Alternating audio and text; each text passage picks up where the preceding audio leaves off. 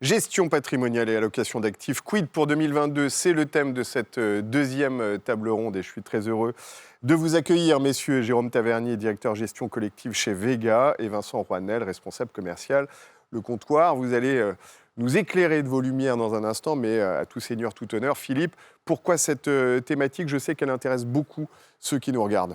Oui, effectivement, les débuts d'année, c'est toujours le moment de faire le bilan de tout ce qui s'est passé sur l'année 2021. Il s'est passé énormément de choses. En plus, on est toujours dans un flou artistique entre la reprise, le Covid, pas de reprise, la Chine, etc. Et c'est de savoir, finalement, on fait toujours le bilan avec ses clients, le bilan de ce qui s'est fait, et savoir comment on se projette sur 2022 et comment on crée son allocation d'actifs, quelles sont les convictions qui vont être les nôtres sur 2022. Donc là, forcément, on a deux personnes qui vont bien nous éclairer. On a deux spécialistes. Alors, comment c'est abordé dans vos sociétés? C'est la première question, la question la plus large avant que je lance un sondage en ligne.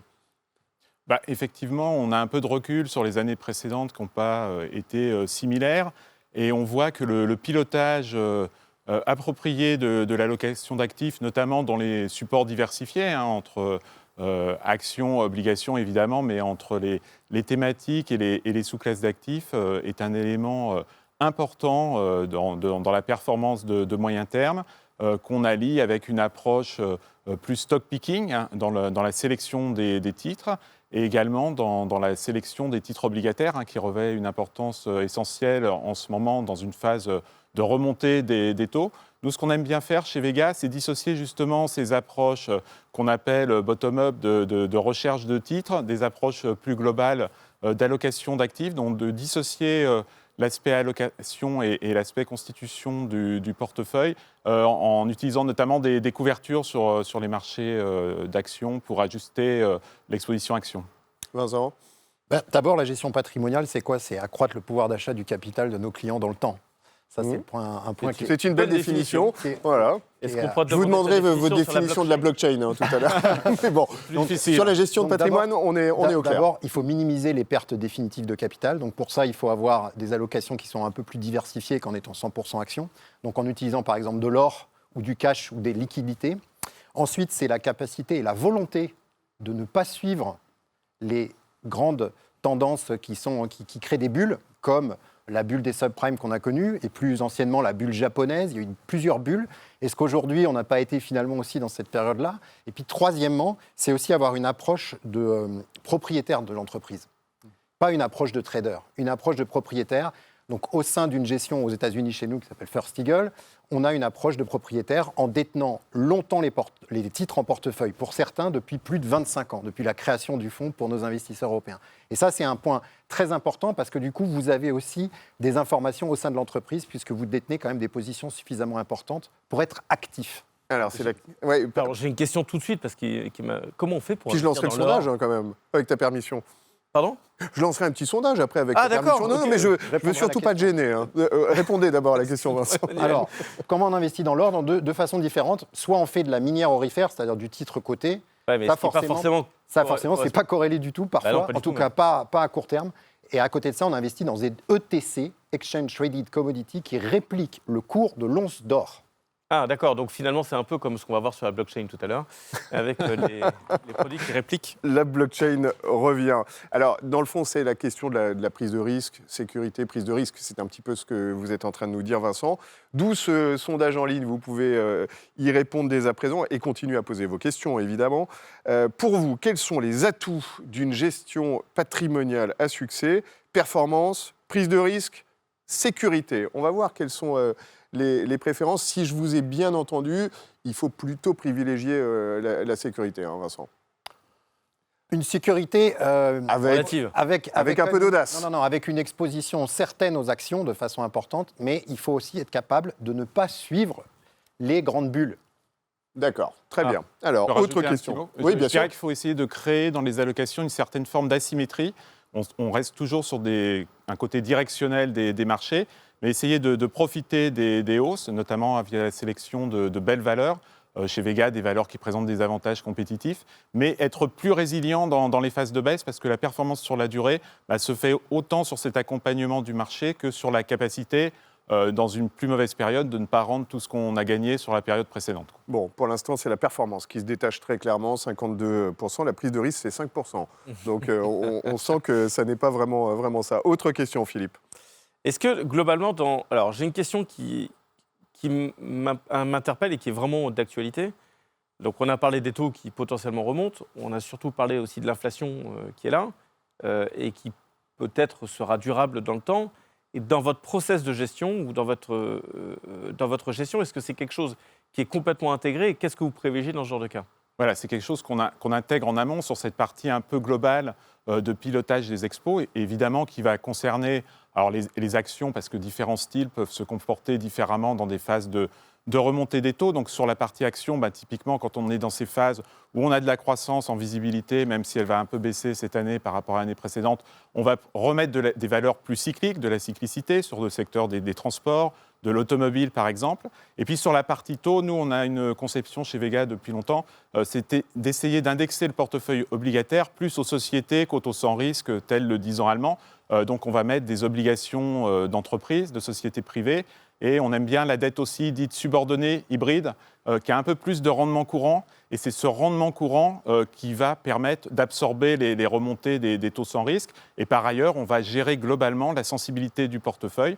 Là encore, comme on gère l'allocation action en faisant des couvertures sur les marchés actions, on va faire des couvertures sur le marché obligataire.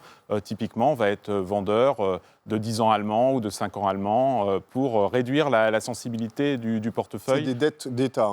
Alors des dettes d'État, parce qu'on pense que le risque, il est plus effectivement sur la remontée de ces taux sur les dettes d'État. A contrario, les dettes privées, on a une performance qui est très corrélée à ce qui se passe sur le marché action. Et comme on a de la croissance pour cette année et un environnement, malgré les aléas sur la pandémie, plutôt toujours de reprise et porteur pour les actions, ça devrait être aussi porteur pour la prime de risque des dettes privées. Vincent, avant qu'on marque une petite pause. Alors chez First Eagle, on considère que l'important pour contrer l'inflation, c'est d'investir dans des sociétés qui sont capables d'imprimer du pricing power, c'est-à-dire des hausses de prix.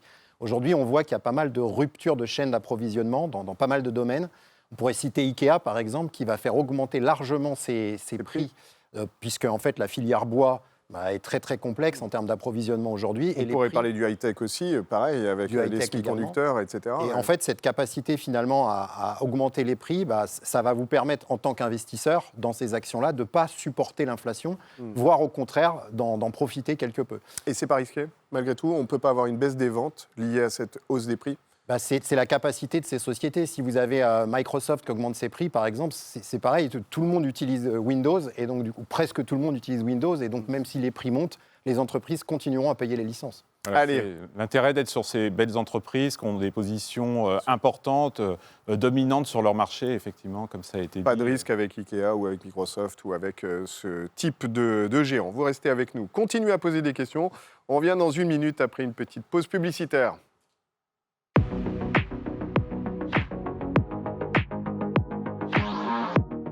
Notre révolution 2022, c'est d'investir dans un monde de Covid long.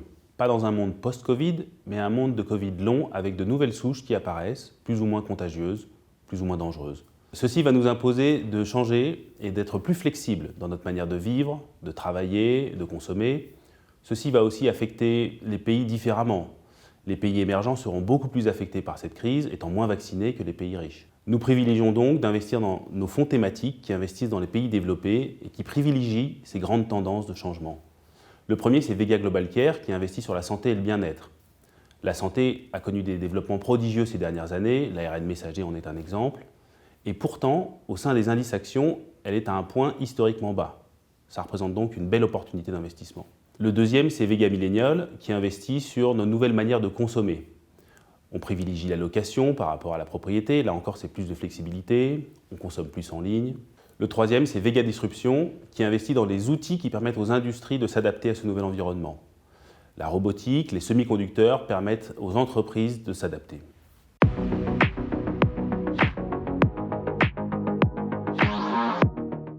Retour à notre table ronde avec une question de Philippe.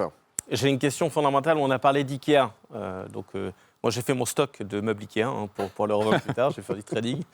Plus globalement, est-ce que l'investissement en actions dans un contexte d'inflation n'est pas contradictoire avec les critères ISR? Je m'explique.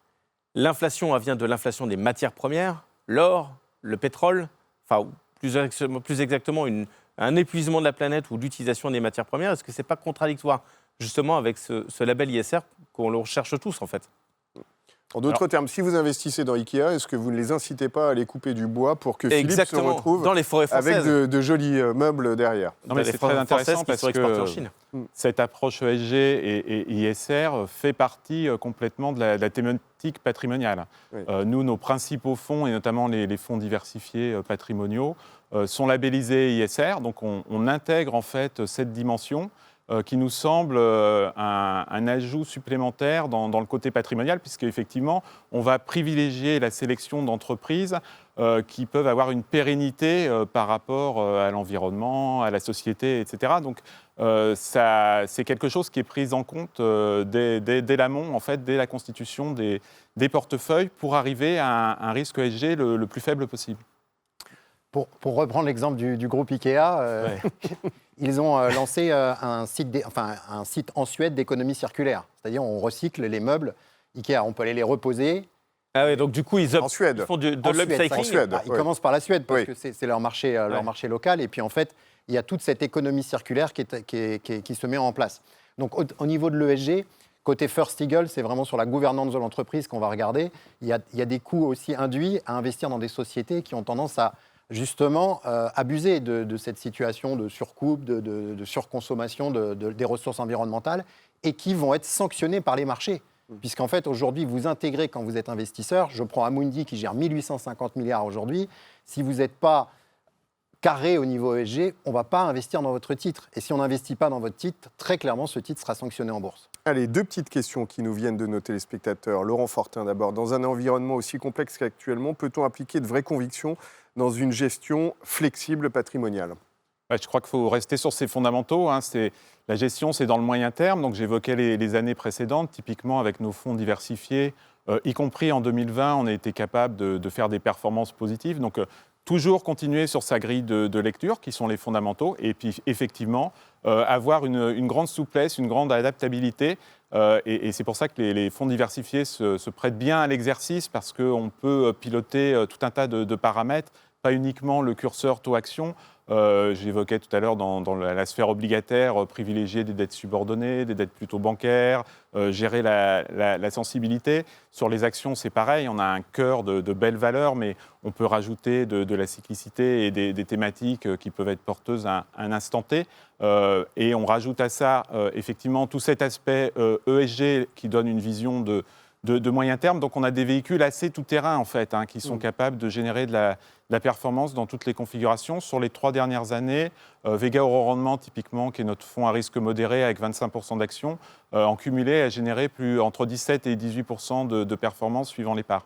Alors, pourquoi aucun gérant, demande Pascal Sanitas, n'évoque les obligations indexées sur l'inflation?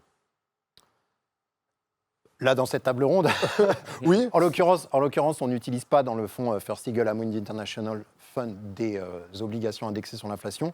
D'autres gestions, j'invite nos auditeurs à regarder le CPR Focus Inflation, qui au contraire a lui investi énormément sur ces obligations-là et qui permet de générer des performances cette année à presque 2 chiffres sur la thématique inflation. Dernière petite question avant de parler produits. La gestion passive prend de plus en plus d'ampleur. C'est à nouveau Véronique Delcourt.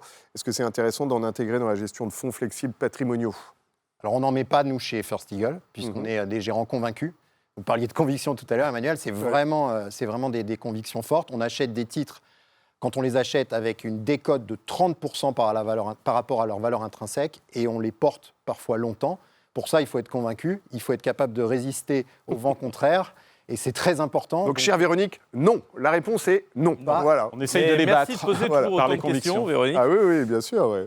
Bien sûr. Alors, on va passer maintenant aux grandes lignes des process de gestion du fonds. Ouais, donc s'il y a un titre ou s'il y a quelque chose qui illustre la stratégie de gestion d'un de vos fonds ou le fonds que vous voulez mettre en avant. Sur Vega Euro Rendement, qui s'appelle Vega Euro Rendement ISR dorénavant, je mettrai 2 choses en avant. Sur l'aspect global, c'est vraiment l'utilisation des couvertures sur la partie action et sur la partie taux. Ça permet de ne pas déstructurer les portefeuilles sous-jacents et d'intervenir très rapidement. Typiquement, même en intraday, si on voit que le marché s'emballe dans un sens ou dans un autre, on est en capacité d'augmenter ou de diminuer de plusieurs pourcents l'allocation action. Donc c'est vraiment quelque chose de très réactif sur le marché des dérivés listés sur l'Eurostoxx typiquement. On a une profondeur de marché, même pour un fonds d'1,4 milliard, qui nous permet d'être très, très réactif. Et puis dans le contexte actuel, on parle d'inflation, mais il y a de l'inflation parce qu'il y a de la reprise et de la croissance, même si on est peut-être un peu au pic de l'inflation et que ça peut se tasser dans les mois qui viennent. C'est toujours cette idée de garder des belles valeurs de croissance, mais aussi de rajouter sur les secteurs plus cycliques, dans l'industrie, le transport, la construction, justement, pour essayer de bénéficier du retour de performance de cette catégorie de secteurs. Et Vincent, pour conclure. Alors, pour répondre à la question de Philippe, un titre, donc Facebook. Ah, une belle valeur de croissance. Alors, une belle valeur de croissance, effectivement, alors que Tu ne parlais pas des valeurs cycliques, pas cycliques. plutôt value, d'habitude. On a en tout cas cette réputation d'être plutôt value, ce qui est, vous voyez, un peu du passé. Parce que le lancement de la métaverse, etc., vous y croyez non, ça date pas d'hier. D'accord, On a rentré le titre en 2018. Alors, à l'introduction en bourse, il était horriblement cher, donc on n'en a pas acheté, trop cher. Au moment vous savez, de ce scandale là, qui s'appelle Cambridge Analytics, il y a eu une correction très très importante du titre qui nous a permis de rentrer la position en 2018, position qu'on a renforcée ensuite lors du premier impact Covid en 2020. Et aujourd'hui, c'est la 4e position du portefeuille. Alors pourquoi Facebook ? Parce qu'il y a des gros avantages concurrentiels sur ce titre. C'est très très compliqué. Vous avez vu, les Européens n'ont même pas réussi à créer leur propre Facebook. On utilise, nous, Européens, Facebook, alors que c'est un fleuron américain. Et en fait, aujourd'hui, c'est cette capacité aussi à avoir des marges, enfin des revenus sur les marges publicitaires qui sont très très importants. Et donc c'est un titre qui est très illustrant pour la gestion de First Eagle. Ikea, Facebook, effectivement. Alors vous êtes un petit peu comme ceux qui nous regardent, vous privilégiez la performance, résultat du sondage, 56%, le risque, pas du tout, 5%, la sécurité, 25%, et puis autres, on ne sait pas exactement quoi, 14%. Merci infiniment à tous les deux pour vos éclairages qui étaient très intéressants. Oui, non Une toute dernière petite question, oui, non. Est-ce que vos belles maisons, vous êtes pour ou contre les cryptoactifs ? Oui, non. On constate le phénomène, mais en tous les cas, ce n'est pas un support d'investissement chez nous, mais c'est des choses qu'on prend en compte dans l'analyse un peu globale. Vincent ?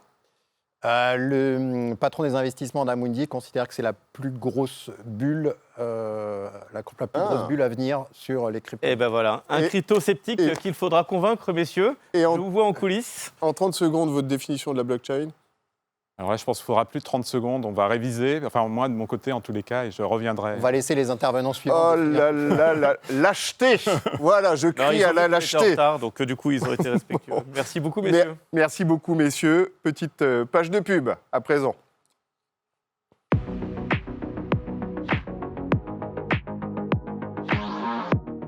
CPR AM lance une nouvelle stratégie thématique autour de l'hydrogène. Ce fonds, qui investira dans des actions internationales, sera tout autour de la thématique de l'hydrogène, à savoir le stockage, l'approvisionnement, la production d'hydrogène vert et bien sûr ceux qui vont consommer cet hydrogène, à savoir les industries ferroviaires, le fret et également le transport routier. Ce fonds a vocation à être ESG SFDR 9, ce qui permettra évidemment de produire ensuite des rapports d'impact pour être le plus transparent vis-à-vis de nos investisseurs.